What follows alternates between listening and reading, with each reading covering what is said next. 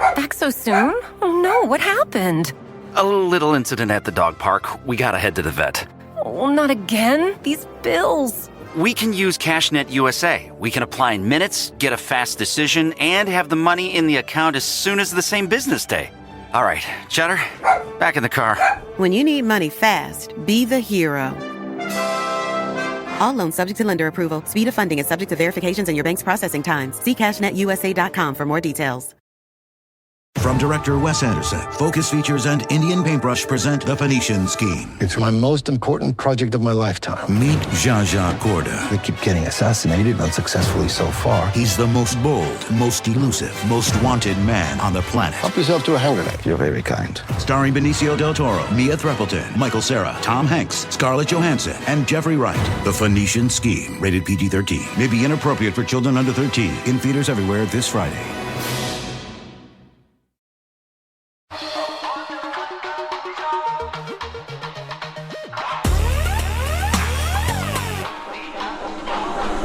Someplace underneath.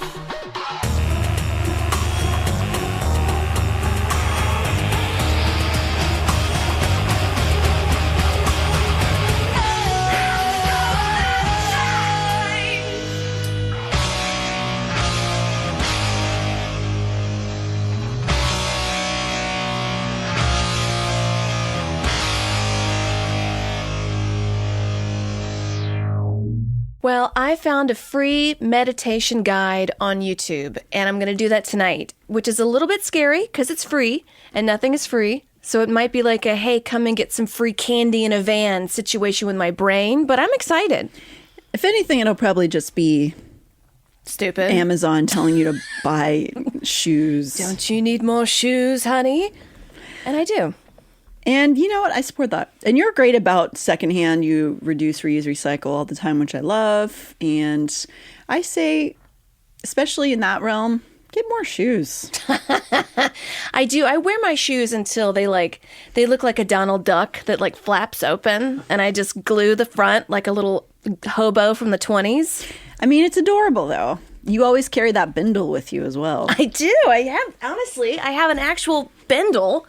You need to get it on a stick. So that could be a bindle, but it needs a stick. Thank you. I'll get you a stick for Christmas.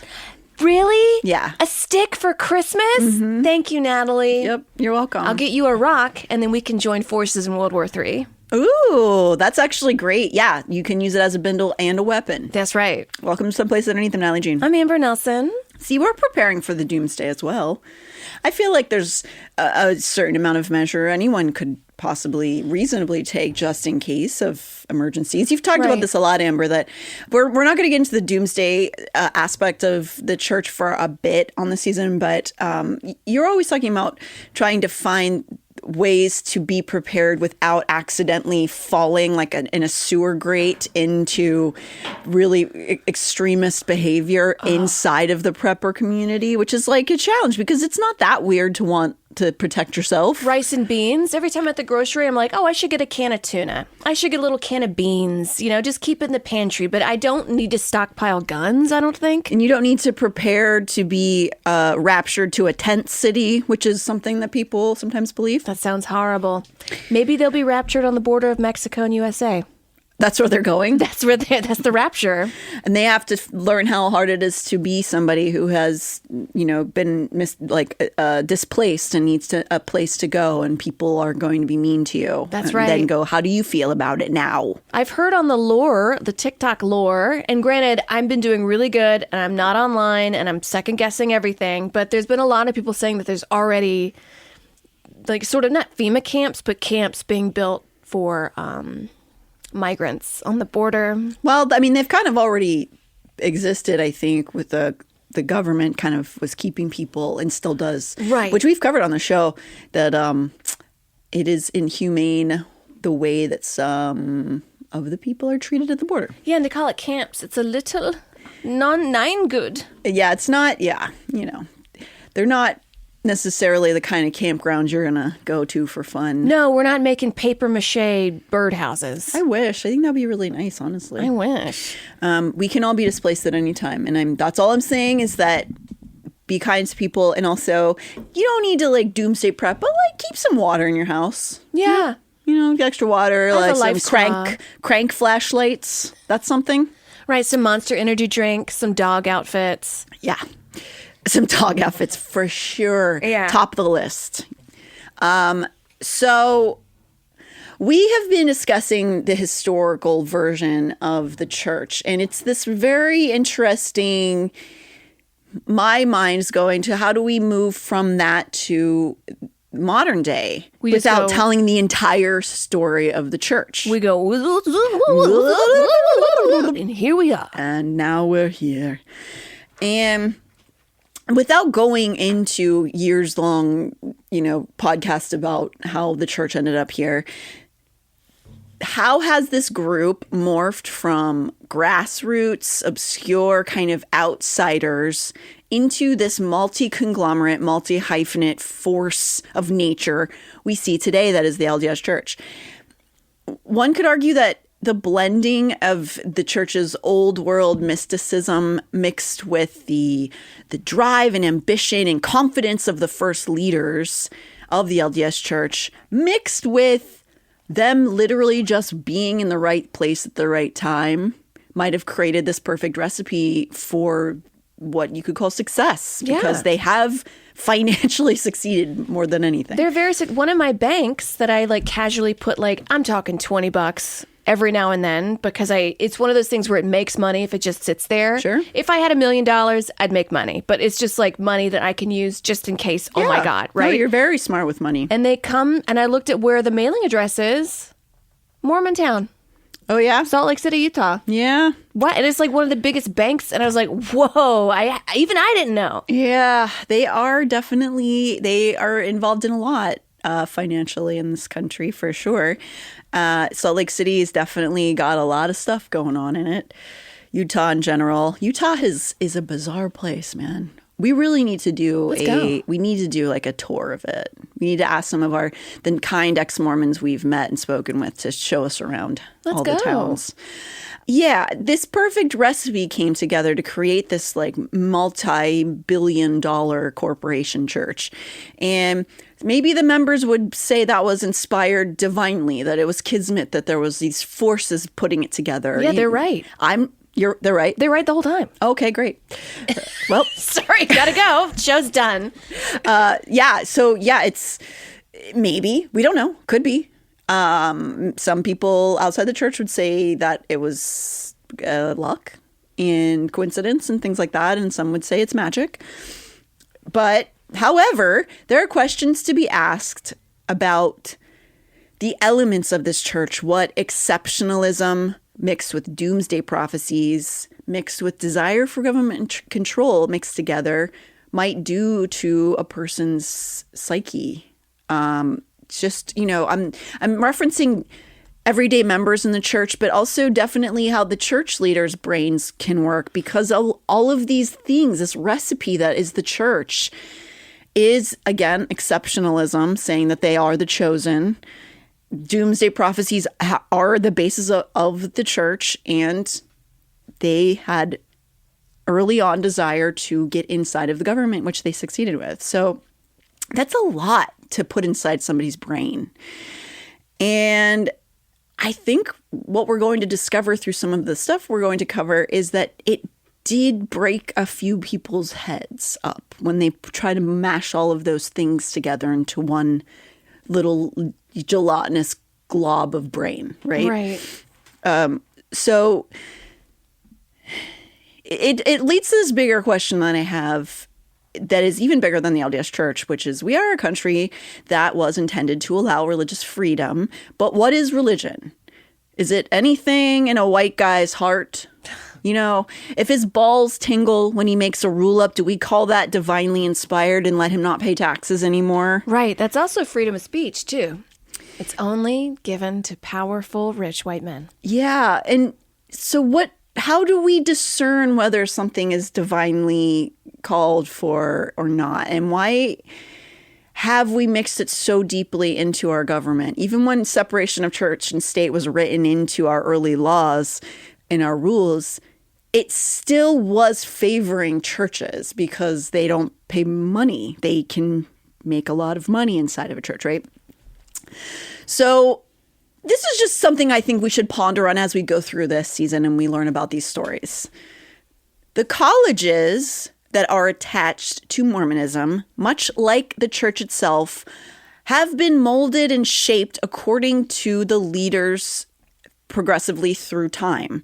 So modern day Mormons, or often ex-Mormons who speak out, very publicly point out that there are changes to the church and the schools based on who's running them, because they're not... They're still humans. They're still humans creating an organization. So it's never going to be, as much as they have a foundation of the Book of Mormon and these rules, people are still going to have discernment because of their own biases, their own life experiences, like right? the sleeveless. Well, yeah, that definitely. Yeah. The new sleeveless garments are definitely, I'm not going to say desperation, but they are obviously trying to keep people in a time when people don't want to be wearing long underwear anymore. Because when you can change these rules, at what point is it sort of a reformation? At what point is somebody just kind of making decisions because they're human and times are changing? And at what point is it just willy-nilly control of the masses? Exactly. What is the answer to that? What is it? What is it? So a lot of people who are ex-Mormons talk about these kind of things and sort of the moral qualms that come with it. So we touched on that historically happening as well. That is to say that the people as well as the leaders of the church are not a monolith through any generation. But the basis, that foundation of what they stand on, still kind of has to hold to some extent because it is supposed to be the basis of their whole religion, right? So there are things in the Book of Mormon that they can't super change, no matter how much it would benefit them socially, right? So the basis of the church is founded on end of days, apocalyptic things. It's based on child and plural marriage, and it is based in blatant and rampant white supremacy. That is just part of the doctrine of the time and what Joseph Smith was pushing, even though they don't teach members of the church that Joseph Smith was a polygamist. They still don't teach you that. You have to learn that on your own. Oh, wow. So all of this foundation, no matter how much they might change up things and remove the sleeves of stuff and let people get tattoos, the rituals and traditions are centered on those basis factors. And even if the church itself won't admit it, how healthy can it really be at the end of the day? Again, I'm positing a lot of questions, but as much as they want to do micro progressions, it doesn't change what the basis of the religion is, which is literally white supremacy. Like it is in their it is in the book. Don't they think when Cain and Abel fought, one of the guys that killed the other, he was banished and had a mark of the devil, and the mark was literally darker skin? Yes, and we will be getting deep into the aspects of racism inside of the church much further in another episode. But yes, essentially the long and short of that is they believed that a white indigenous person came and I think that was Moroni, if I'm not incorrect, came and was like, the good indigenous person, and all of the darker skinned indigenous people who were already there were marked because they were not good. Cool. Yeah. So that's how the basis of one of their main mythologies happens. Okay. Is that another thing that you have to learn on your own, or is that taught? They softened the language and they try to act like that's not what's happening, but it is very clearly what was written in the book. But now they sort of go well, no, it's sort of, it's just and they kind of just dance around it more than anything. And people, if they don't look any further into it, can kind of believe it because they don't want to check. You know what I mean? So, but it is blatant. It's not people are reading into this and it's a race. No, it is. It is openly in the book. It's called light and delightsome, I believe, is the phrase they call. If you are doing what you need to in the church, you become lighter skinned. That's essentially what the basis of it is. That might be the most racist thing I've ever heard. It's pretty bad. Again, these are things to ponder upon. How can it be healthy at the end of the day if these are the things it's based on? The mental gymnastics that sometimes you need to have seems to harm some of the faithful members, even without them maybe fully understanding why, because it is twisting these fallacies in your, like these logical fallacies are happening all the time. And you have to sort of try to rectify that in your head, which can make you a little bit nutty. And that's a scientific term. A little bit nutty? nutty. Yeah, that's what my doctor called me. And then you bit him. This is not to say the members aren't smart, because many of them are really intelligent. It's because the church itself fights tooth and nail to suppress some of the ugliest parts of the past of the church that really define the church up to today, not only from the public, but from its members. So more than one person we have spoken to has revealed that many parts of the history of the church they didn't learn until after they had left, or as they were leaving and they wanted to learn more about their church, they had to go to these outside sources because, as we mentioned, the church also owns a publishing and distribution wing called Deseret Books. And books like No Man Knows My History do not appear there. And this was the book written by the lady. Fawn and Brody, yes. Yes, who just went through his whole, the most accurate depiction of Joseph Smith, right? Yes. And that's not even on there? No. Anything that would paint them poorly. And we're going to get into some more examples of this now, because I'm not just throwing out accusations. This is pretty documented.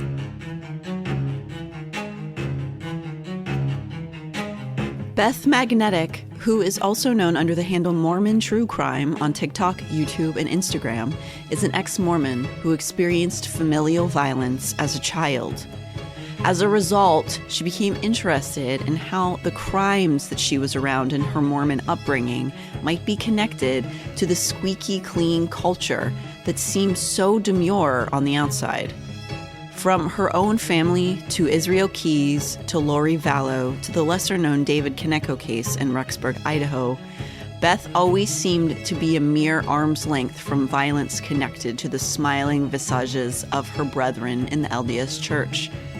She struggled to understand why. It didn't fully click until she left the church and looked deeply into its history, the full history. We asked her whether she knew some of the darker aspects of the past of her people while she was still an active member. Did you learn a lot of that after you left the church, or was that stuff that you knew at the time? I knew it to varying degrees.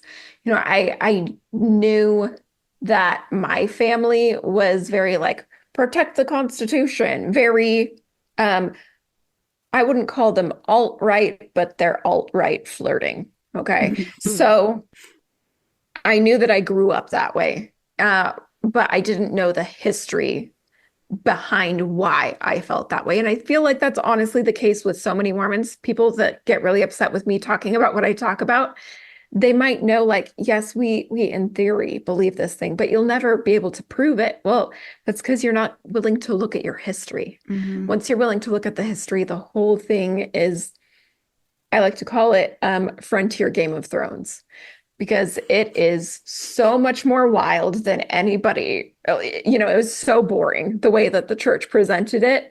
Just so faith affirming. And then you study the real thing and you're like, what? Yeah. This is wild. Yeah. And I think it's for to maintain that level of control, because if you do tell the entire truth, it doesn't look very good in a lot of circumstances. People leave. Yeah.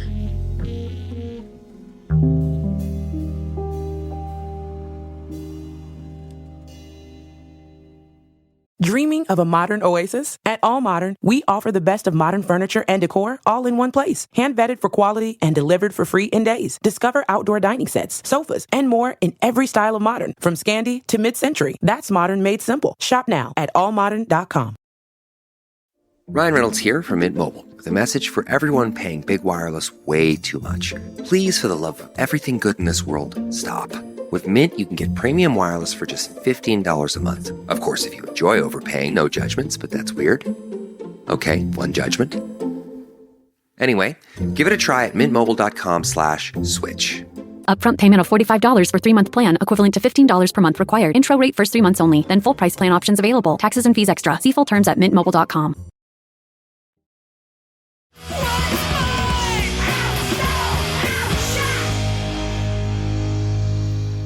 Yes, the people who learn about the church's history inside the church usually have to go outside of the church's recommended reading. But this is also another stark paradoxical contrast to the fact that the church's main academic branch, Brigham Young University, is an accredited school, and it's probably no coincidence that the school received its accreditation during that tenure of the more progressive President Franklin Harris, who we talked about a bit, in the mid-1900s, who himself encouraged more diverse programs. He brought in the influence of some non-LDS professors and bolstered their science and world religion focuses. So we talked about that on the leading up to this episode, and he was one of the many people inside of BYU who did have desire to teach people a well-rounded education, to give them a world education. However, these decisions would also engage the opposite viewpoints of the conservative LDS leaders. And this tug of war and push and pull would continue into the 21st century, into now. It goes back and forth a lot in the history of the college, and there are reasons that we're bringing this up. So, for example, in the late 1980s, early 1990s, a Mormon author by the name of Martha Beck had taken a professor position at BYU. And during her time working as a professor at BYU, she had this to say about it. Mormons consider BYU the Lord's University, and in many ways it is more central to the Latter-day Saint culture than the governing offices in Salt Lake City. It's where young saints meet and marry, where they often bear their first children, where they're taught the official Mormon perspective on human knowledge. When I was growing up, admission to BYU was almost automatic for a Latter-day Saint student. But it's since become quite competitive, and the students are both intelligent and sensitive, able to learn things like, say, evolutionary theory, while simultaneously disbelieving them. This is from her book, which is called Leaving the Saints, Martha Beck's book, Leaving the Saints, which was released in 2006. And the book itself is a sort of a memoir. And if you hear what she just said in that passage, she was experiencing in real time students learning evolution while also trying to hold space in their head that it's not real.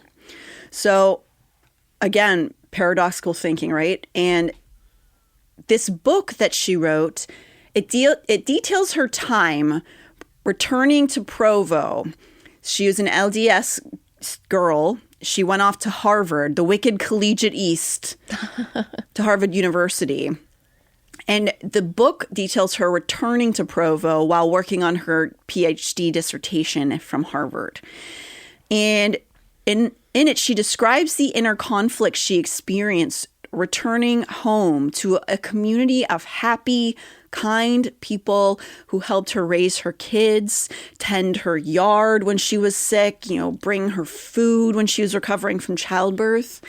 But also the community could seem to neither handle worldly nor familial issues. So they were this kind, wonderful, loving community, but if something was going on that painted the church in a negative light, it could not be discussed. I guess because it's like, if you discuss it, then this is all a lie. And then it's like, what are we doing here? And not only that, it really does feel as though through a lot of people's detailing of their own experiences in the Mormon church, it does really give the idea of a Pleasantville feeling to the areas of around Utah, where it's a lot of beautiful, clean, kind people. With the streets are pristine, there is child care assistance everywhere, but you cannot talk about things that happen that are bad. That sounds scary as hell.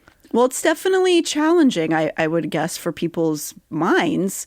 But in this book, Leaving the Saints, which, by the way, I highly recommend, it's really well written. It's it takes a very dark turn, but it also is very funny. She's a great writer. In this same chapter from the excerpt you just read, she goes on to describe yet another polarizing command from the heads of the LDS church. So, when Franklin Harris was pulling these professors in and trying to teach the students this like cultural education, the conservative heads at the time in the 1900s were like, I don't know about this. And she's experiencing this again when she was there in the early 1990s. So the church has the top, which is known as the First Presidency, and then underneath that is the Quorum of the 12. And they make most of the decisions for people. They're the ones who are receiving prophecies from God, and they deliver those prophecies to the rest of the church. And so on her first days at BYU teaching as a professor, she's in the staff room meeting, and they're having like a get together to talk about the semester and everything. Her department chairman announces in front of the group that the Brethren, aka the First Presidency in Salt Lake, is asking BYU faculty to refrain from publishing in any journals that are considered alternative voices. It took me a second to recall the, quote, alternative voices was the label applied by Latter-day Saints to any publications not approved by church authorities, from the Christian Science Monitor to Hustler. So it seems like this makes me really nervous. Like I'm always just like even just listening to you, I'm like, oh, is my hair done right? Am I sitting right? Because it feels like Russian roulette at a tea party. It feels like we're at a beautiful tea party. Everything's perfect, but there's a gun on the table. And every now and then you got to turn it. And if it lands on you, well, sorry, you just didn't obey. Well, I think maybe what you could be describing is what a lot of people describe in high control groups, which is religious scrupulosity, where you become paranoid about every decision you make and have to maybe put it through the lens of whether or not it's good or bad. There's like good and bad, and there's nothing no black and in white. between. Right. There's only black and white, no gray. And that sounds a lot like the kind of anxiety that you're feeling from hearing this. And I think a lot of people experience that in that kind of situation. Because if you do the bad, then you're shunned. You get the gun in your head. Yeah, for sure. And this, I enjoy the term, which is what the First Presidency, I guess, used at this time, alternative voices, because it reminds me of the alternative facts. It makes me think of that. Because of alternative voices. There you go. But what's alternative facts? Oh, that's something from the Trump first guy term. Yeah, it was, what's her name? She was his spokesman, the blonde, that's very skinny blonde woman. And her husband was like, whatever, this is... Yeah, but what was that even referring to? It was, she was saying something that wasn't true. They were questioning something she said that was not incorrect, and she was calling it alternative facts. Oh, wow. That's not what they're saying here, but what they're calling alternative voices. Okay, so let's explain what that means. Apparently, right before this author, Martha Beck, had shown up to start teaching BYU, the 80s, so that was 1980s, academics apparently were again trending a little bit more towards robust and diverse at BYU. And the Brethren, aka the Presidency, had come down on them, and now, as she's starting her job, have literally banned certain subjects like evolution, Mormon history, American archaeology, feminism. Yep. I don't see why Mormon history is banned. I can get why the other ones are, but Mormon, like your own history, huh? Well, for example, like Fauna and Brody's book. So Mormon history is not going to show the church in a very good light. And so it's sort of like you're avoiding it. Okay. So at Brigham Young University, while Martha Beck was there, the First Presidency told the professors of the Mormon university to not teach Mormon history. So none of the like gold plates or anything, like they don't discuss that. I think that they can probably discuss things that are directly from the Book of Mormon. Yeah. But not anything else outside of what might have actually happened around the time. You know, they're giving a very abridged very specified version look through of I'm telling you, they're not even telling people that Joseph Smith was having sex with multiple women and children and stuff. Like, they don't teach them that. Wow. It seems like they're really just trying to form one person, and it's got to be this kind of person. But the thing is people are people. We're human beings. We're going to lust. We're going to sin. And that's okay. But their minds are like, you do that, we're to throw you in the furnace. Yeah. Which is an impossible feat. It's impossible. Yeah. Again, why people end up, experiencing things like religious scrupulosity. It's OCD. It's like religious OCD. So I can just assume on my own that the brethren had done this and hoped to retreat back into a more controlled and narrative-based learning. This frustrated Martha Beck and many of her colleagues who felt trapped between respecting their church and their duty as educators. This was especially vexing to Martha, who had just begun her job of teaching the class sociology of gender, but was being told she could not bring up feminism in class. That seems an impossibility. I don't know what they wanted her to teach in class exactly. Is it just boys smell like snails and girls are sugar and spice? Is Apparently. that it? I think. They love gender norms in that church, let me tell you. So maybe the sociology of gender is like girls like pink and boys like blue. Maybe is what like the whole class. I mean, it sounds like I'd get an A in that class. You probably would, as coming from Southern Baptist. Yeah.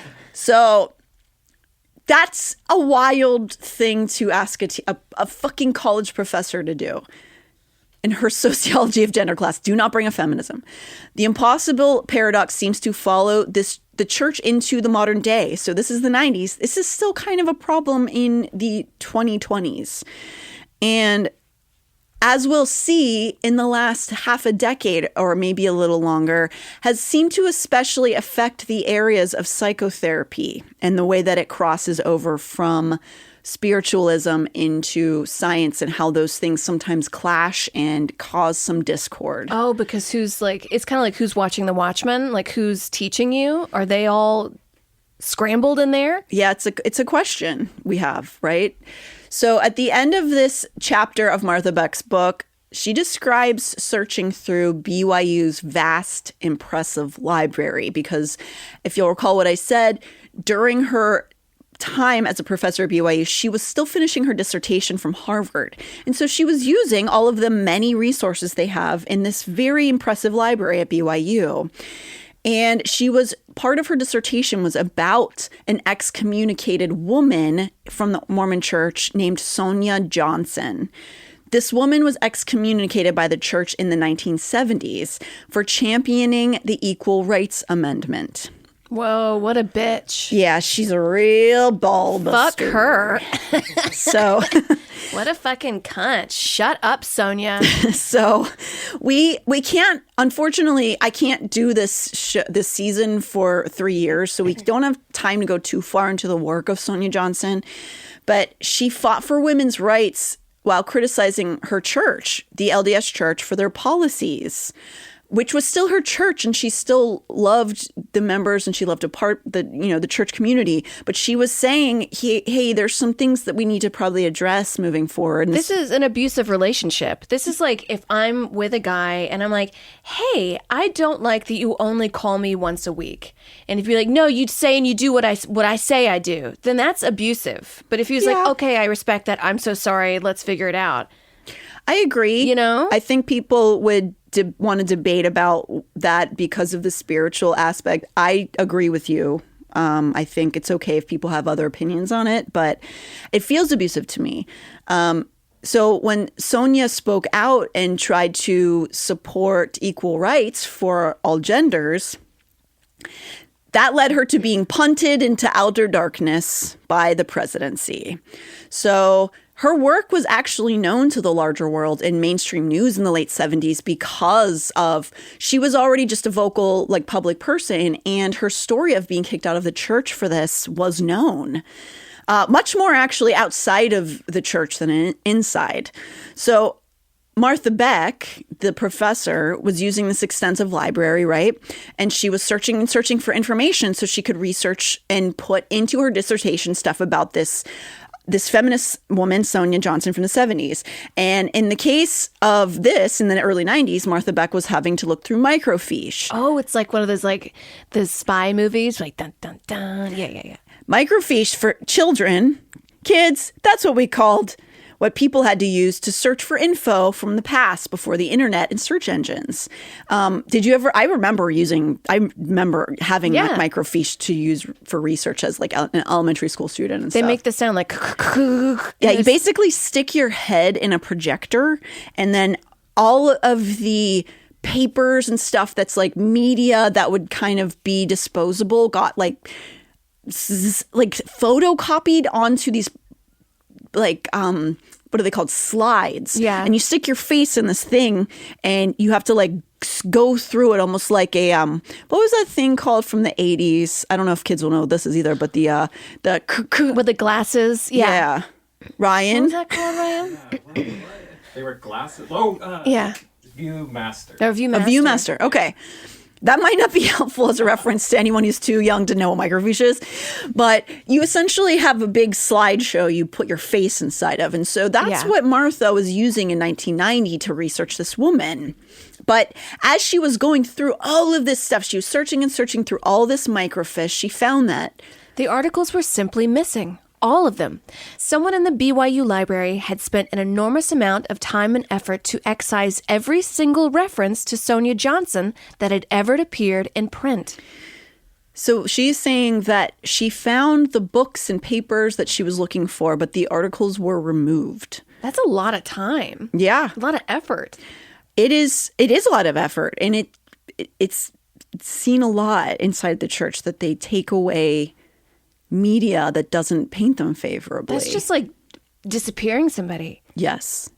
So she was trying to find all this stuff, and she was stunned to find that somebody had gone through and removed Sonia Johnson as a person from the story. This is why we don't hear a lot of stories of feminists. I mean, we're listening in real time of feminists in the 70s. We don't hear a lot of them of like in the 1600s. Mm-hmm. Not that they had microfiche, but certainly there was journals written about them, or women that could read or write something or say something, and they're just simply not there. Well, they're definitely pushed away and suppressed, it seems like. Certainly seems that way, Amber. So this is an issue that people will be faced with in the church again and again. Before the availability of the internet, one of the church's main goals seems to be constantly putting, that chewing gum over the steady leak of information that threatened to crash through the thick damn wall of the church's doctrine. So there's just like this constant leak, and they're just like patching it up before the internet. When the internet showed up, they couldn't really stop it anymore. But they tried for a long time to control what people inside the church. And still, they succeed to an extent, because much like Scientology, they convince people to not check things. They convince people to don't look outside. The stuff out there is all lies. We're the only ones who have the truth. So, as I mentioned, the woman, Sonia Johnson, was excommunicated. You'll be hearing about excommunication more than once this season. So this is the basic definition of what excommunication is. Excommunication is an institutional act of religious censure used to deprive, suspend, or limit membership in a religious community, or to restrict certain rights within it, in particular those of being in communion with other members of the congregation and of receiving the sacraments. And that's a very sterile explanation, but as you can probably guess, being excommunicated from this church or another high control group is devastating. That's all your friends. That's your job. That's your connection. You might as well die. Beyond that, you have been told that you are lower than the devil, that you are the lowest kind of person. You should feel shame and fear, and you're unworthy as a human being. And this isn't a practice exclusive to Mormonism.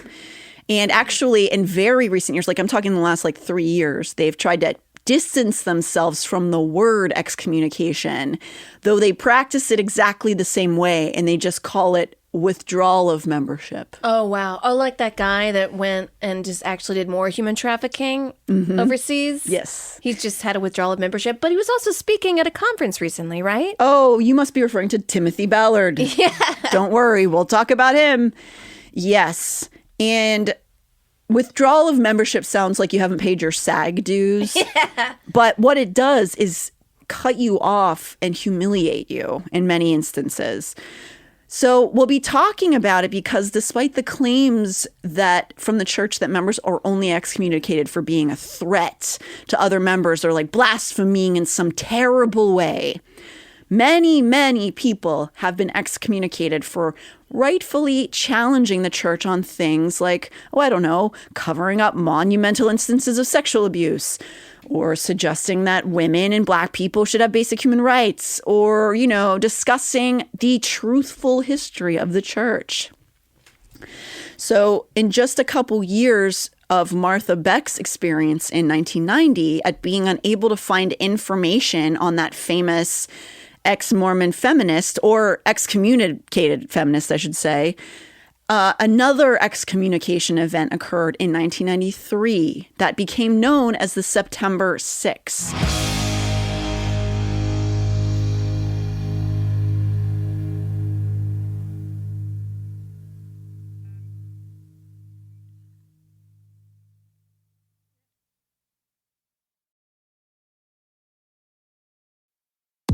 Hey, this is Jeff Lewis from Radio Andy. Live and uncensored, catch me talking with my friends about my latest obsessions, relationship issues, and bodily ailments. With that kind of drama that seems to follow me, you never know what's going to happen.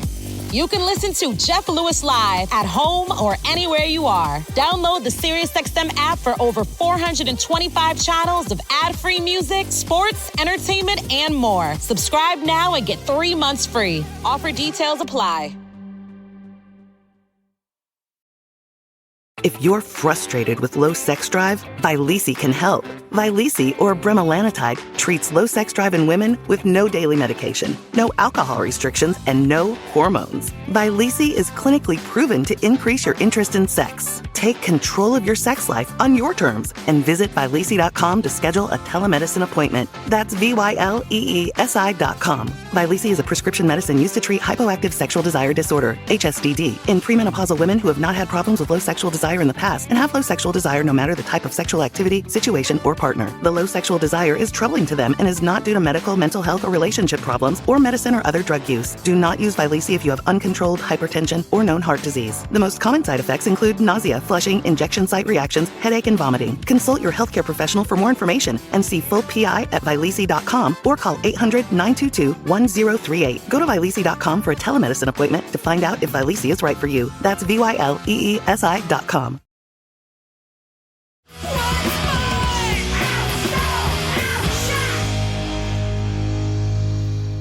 So the September 6th consists of 6 members of the LDS Church who were active members, loyal members, who were excommunicated or disfellowshipped by the church in September of 1993.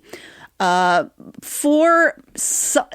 church sometimes won't even still say why these 6 people were specifically excommunicated in that September, but it is very clearly because they were publishing work that was criticizing leadership and criticizing some of the doctrine, not in a petty way or a hateful way, but saying, hey, these are some really dark parts we should probably address, and maybe we should try to fix it. Or maybe the person at the top of the church is not making all of the best decisions, and maybe we should push a little bit back on that. I mean, they're Mormons, so they are not cruel, mean people. No.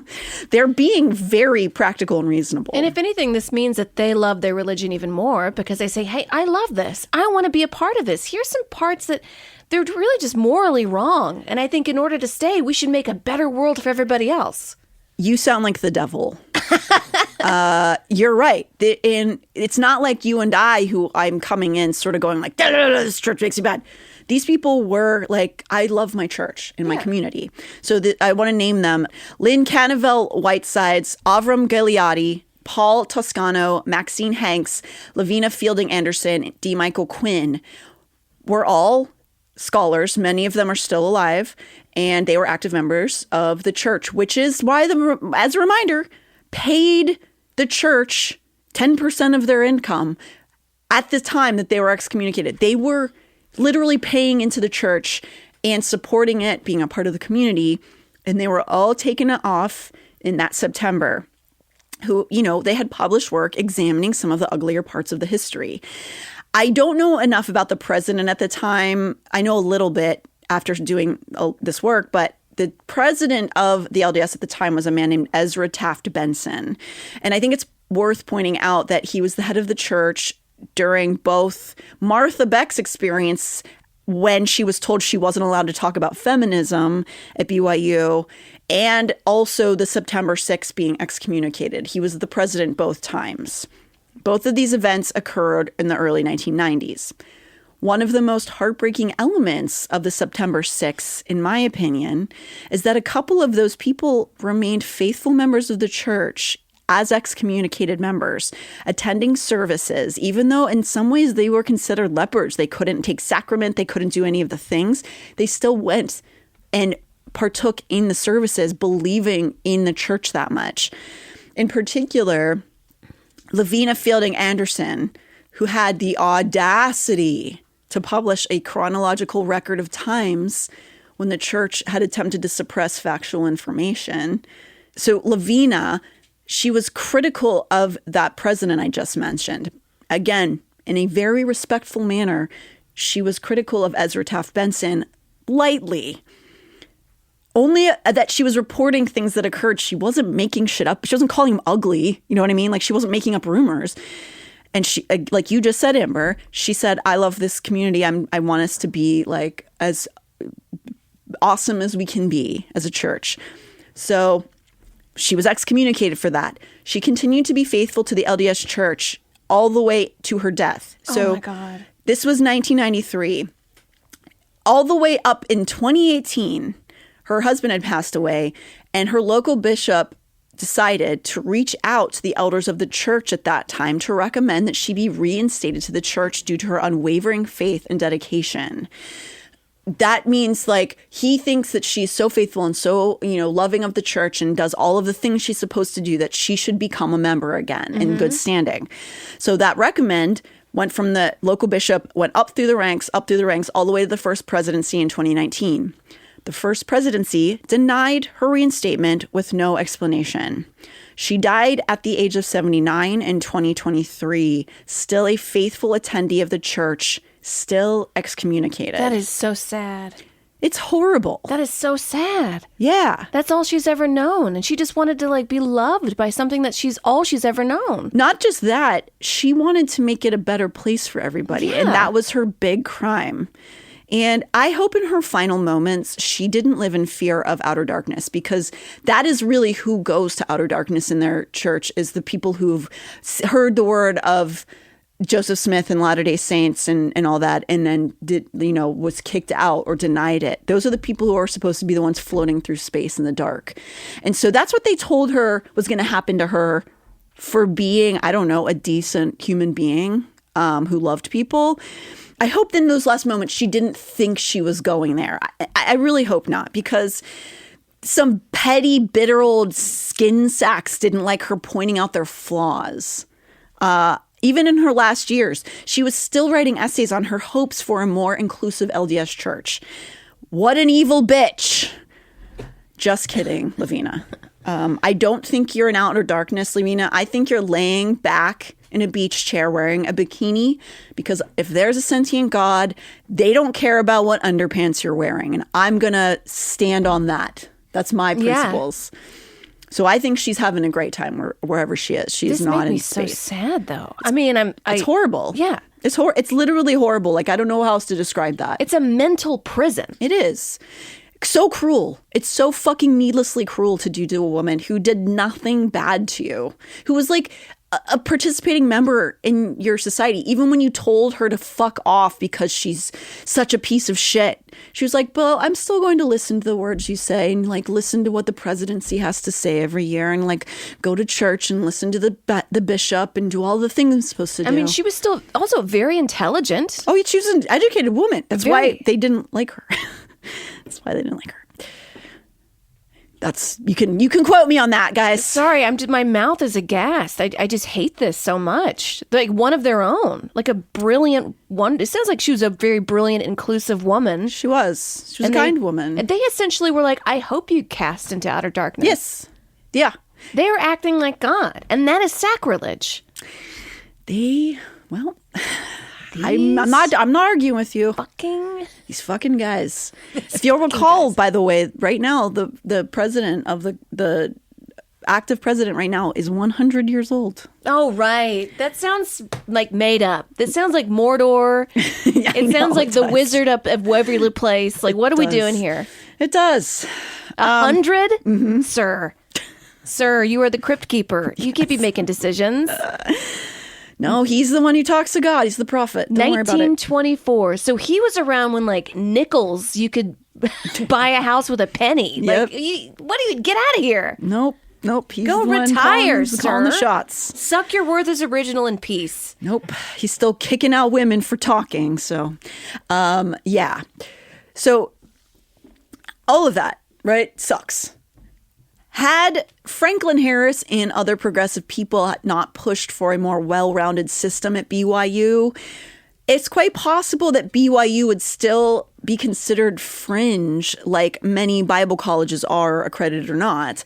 So I'm sure you've heard the term accredited. It's kind of like it's not nebulous, but it's sort of like a catch-all phrase, I would call it. It means that an institution has been evaluated. So, you could start Amber's College of like farts and people can sign up for it, but you're not accredited. So you're not going to be able to give them legitimate, in the eyes of society, a bachelor's degree, right?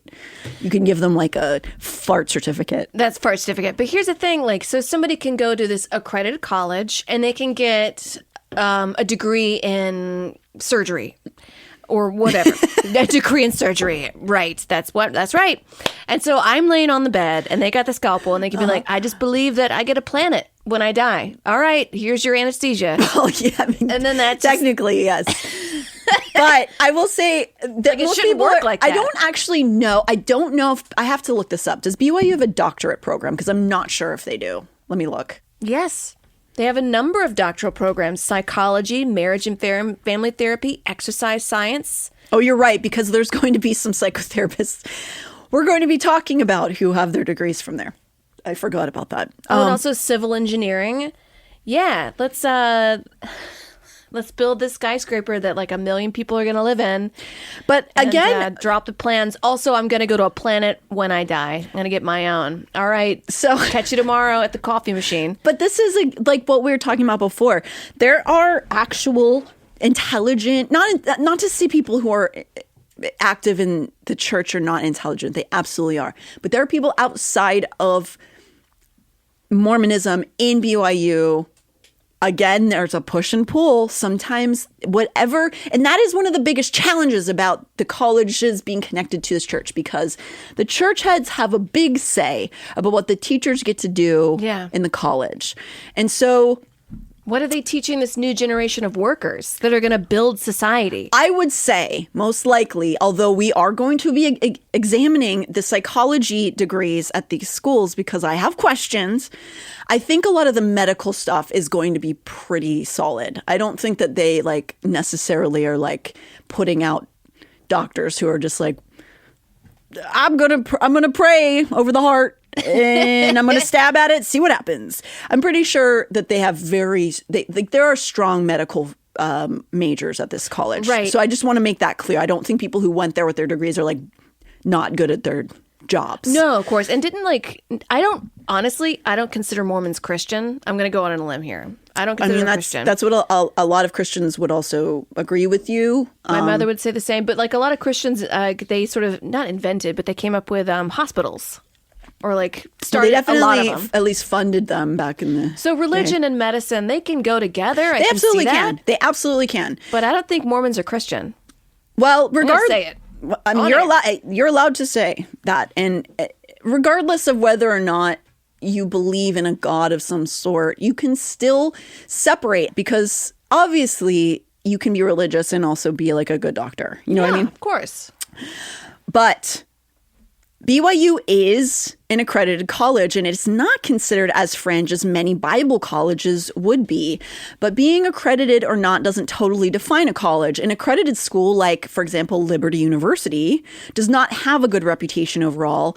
And it's largely due to the extremist conservative people tied to it, including the amoral former president, Jerry Falwell Jr., as well as their phony safe campus that has a horrific record of covering up misogynistic viewpoints and violent rape that happen on campus.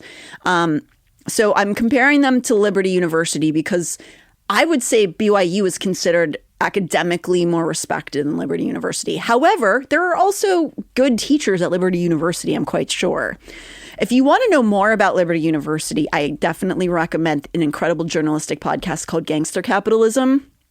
It's a deep expose on the Falwell crime dynasty, as well as the shameful rape culture that exists on Liberty University's campus.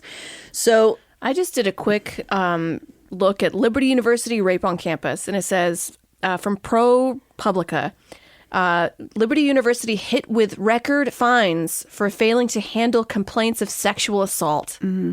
So they're one of those schools who are very extremist conservative at the top levels, right? So they do this thing where they say, we're the safest campus. We have 0% rape. And it's, you dig 2 steps in, you realize it's, because they just don't report them. Yeah. They don't call it rape when somebody's raped, and they don't tell anybody. That's why there's no reporting of rape. That's why I'm always so skeptical of when I Google safest countries for women to travel, because I'll do 2 steps into they have low crime rates for women, but I'll do 2 steps of research and I'll see, they're just not reported. Well, yeah, and I think it's also just this matter of looking at it through multiple lenses, where this is also not to say America's any better. It's definitely not. But in certain countries, rape isn't really considered a crime. So they're like, yeah, it's not, don't worry about it. Not happening. Even though things that we would consider assault are happening constantly, but they just don't call it that. That kind of stuff. So it's also just looking at it through a bunch of different aspects, I think. Liberty University, for all its faults, it still does teach basic science and is not totally void of a decent education, or at least has some societal acceptance of education. What it doesn't share with Brigham Young University is a connection to a very specified, very controlling doctrine. So Liberty University is a Christian school connected closest to the Southern Baptist Convention. I consider their morals and values abhorrent, but it doesn't have a direct pipeline to a special Bible, if that makes sense. Whereas Brigham Young University, other small Bible colleges, for example, may have some very extremist fringe beliefs, but also don't have nearly as much social impact that BYU does. This entire season is not going to focus on the school system around the church, but it will play a large role in the influence that the church wields. And it's unfortunate that some of LDS's most moderate voices of the past, like Franklin Harris, for example, have possibly unintentionally unleashed some of the most harmful, sort of greedy, arguably unhinged members of its ranks on an unsuspecting world, almost by being able to blend into the community, by normalizing certain aspects inside of their community, which generally LDS community is filled with harmless, kind, smart, thoughtful, smart people. But the worst of the worst in those ranks, who have a lot of what I would call demons maybe, can effectively hide in plain sight because they have managed to mesh themselves into society. Again, it's like Russian roulette at a tea party. It's beautiful, and somebody's got to go here.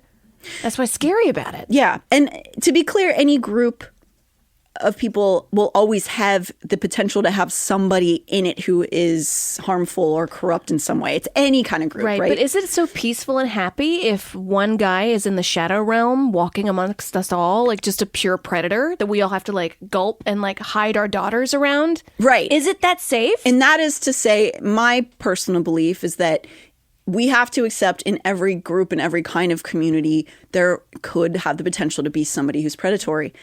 It's really about how that group responds to that. Yeah. So if the response is, don't worry about it, just cover it up. They look fine. Look, they're really pretty. Look how clean they are. Look, they're so, they tuck their shirts in. So don't worry about it. It's fine. That can be extremely dangerous. And it's something that through academia, through other aspects, LDS has kind of managed to accomplish. And when you are doing your best to cover up some of the worst parts of your in-group, whatever group you're a part of, what can make an organization like the LDS Church so harmful in certain ways has to do with its reaches out, the tentacles of power they have, the unfathomable wealth they have, and its belief, the church's belief in a stringent set of magical thinking rules that we have sort of allowed to be kind of accepted and admired in this country. Next week, we look at what the church is willing to do to protect its image, because alongside that image comes the wealth of a small country. Could it really be naivety? Could the leadership simply not understand that demanding unwavering faith and dedication can be the road to ruin for many of their most vulnerable followers? Or could the need for power override the desire to protect and defend the many victims of sexual abuse inside the LDS Church?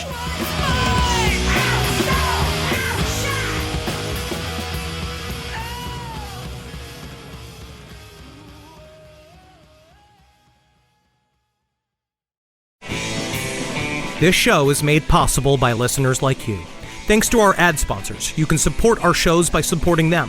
For more shows like the one you just listened to, go to lastpodcastnetwork.com.